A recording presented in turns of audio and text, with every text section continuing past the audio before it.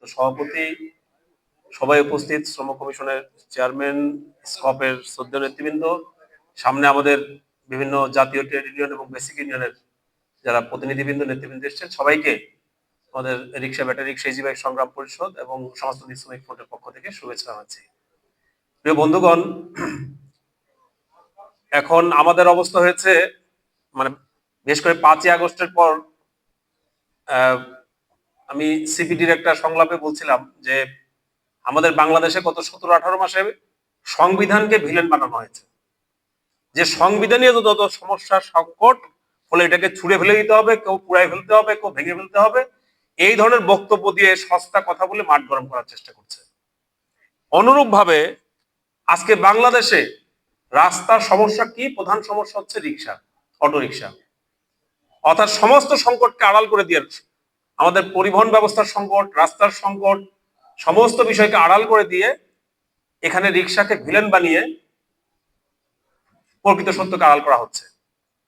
যেভাবে করে একটু দীপক আগে বললো যে 5ই আগস্ট যে আমাদের মানে যে 834 জন মানুষ মারা গিয়েছে, যে তালিকা হয়েছে তার মধ্যে 500 সম্ভবত 44 জন হচ্ছে শ্রমিক মারা গিয়েছে। অর্থাৎ এদেরকে, অর্থাৎ এই তাদের যে অবদান, অর্থাৎ ছাত্র নাগরিক অভ্যুত্থান বলা হয়েছিল, আসলে তো এটা ছিল ছাত্র শ্রমিক জনতার অভ্যুত্থান। তাহলে এইভাবে কিন্তু প্রতি পদে পদেই সবসময় শ্রমিককে বঞ্চিত করার একটা মানসিকতা আমাদের এই রাষ্ট্রে এবং আমাদের সমাজে কিন্তু আছে।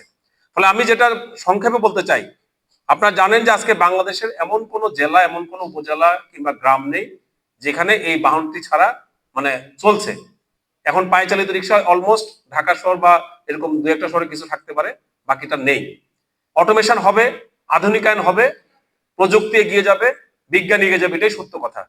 আমরা কি সেটাকে আটকে ধরে রাখতে পারি? আমরা কি সেটাকে পিছনের দিকে টান দিয়ে নিয়ে যেতে পারি? আমরা কি এখনো গরুর গাড়ি, আমরা পায়ে চালিত যানবাহন এগুলোকে আমরা মানে অনুমোদন করব এই সভ্য যুগে এসে, আধুনিক যুগে এসে, যখন মানুষ মঙ্গল গ্রহে বসবাস করার চিন্তা করছে? কিন্তু আমাদের সমাজের একদল মানুষের কথাবার্তা শুনলে মনে হয় যে আমাদের পায়ে চালিত রিক্সা থাকলেই ভালো, তাহলে তার স্বাস্থ্য নাকি ভালো থাকবে, ডায়াবেটিস থেকে হবে না। এইভাবে করে প্রথম আলো মতো পত্রিকাতে বিশিষ্ট জনরা কলাম লিখছেন। আমরা তাদেরকে প্রশ্ন করতে চাই, আপনারা কি করছেন? আপনারা তো ঠিক এসি রুমে বসে অফিস করছেন, লিখছেন, আপনি কি পরিশ্রম করেন? কিন্তু আমাদের রিক্সা চালকদের প্রতি এই ধরনের অবহেলা, অবজ্ঞা আপনারা প্রদর্শন করছেন। ফলে আমরা দয়া করে অনুরোধ করবো যে আজকে আমরা পরিষ্কার করে, আমরা 2013 সাল থেকে আমরা এই আন্দোলন শুরু করেছি, আজকে প্রায় 13 বছর আমরা এই আন্দোলন করছি। আমরা প্রথম থেকে বলেছিলাম যে একটা নীতিমালা তৈরি করেন, নীতিমালা তৈরি করে আধুনিকায়ন করে এই গাড়িগুলোকে একটা লাইসেন্সিং এর প্রক্রিয়া নিয়ে আসেন, একটা নিবন্ধনের প্রক্রিয়া আসেন, রুট পারমিটের মধ্যে নিয়ে আসেন। কিন্তু আমাদের এই কথা তারা নিচ্ছেন না। 17-18 সাল থেকে একটা প্রক্রিয়া শুরু হলো, সেই নীতিমালা একটা হলো, সেই নীতিমালা একটা থাকছে তো আরেকটা আসছে, এভাবে করে করে 23 সাল পর্যন্ত আমরা দেখলাম 3টা নীতিমালা ইতিমধ্যে হয়েছে। এবং সম্প্রতি সিটি কর্পোরেশন তারা একটা স্থানীয় সরকারের আইন স্লথ গতির গাড়ির নাম দিয়ে, কারণ সিটি কর্পোরেশনের রিক্সা এবং পাইচালিত রিক্সা এবং ঠেলা গাড়ি ছাড়া কাউকে অনুমতি দিতে পারে না, সেখানে স্লথ গতির একটা শব্দ যুক্ত করে আইনে সংশোধন করে তারা এই গাড়িকে ই রিক্সা নামে একটা গাড়িকে নিবন্ধন দিয়ে এখানে আকিজ মোটর থেকে শুরু করে গ্রামীণ এরকম 3-4টা কোম্পানির হাতে এই ব্যবসা তুলে দেওয়ার জন্য একটা ব্যবস্থা গ্রহণ করেছে। আমরা পরিষ্কার করে বলতে চাই, আপনারা যারা গুলশান নিকেতনে গেছেন, ওখানে দেখবেন যে রিক্সা চলে, ওইটার দাম 7 লাখ 8 লাখ টাকা। কারণ কি? ওখানে একটা সিন্ডিকেশন আছে। ফলে এইরকম একটা সিন্ডিকেশন তৈরি করার জন্য আজকে আমাদের মানে সর্বোচ্চ জায়গা থেকে এই ধরনের প্রক্রিয়া চলছে।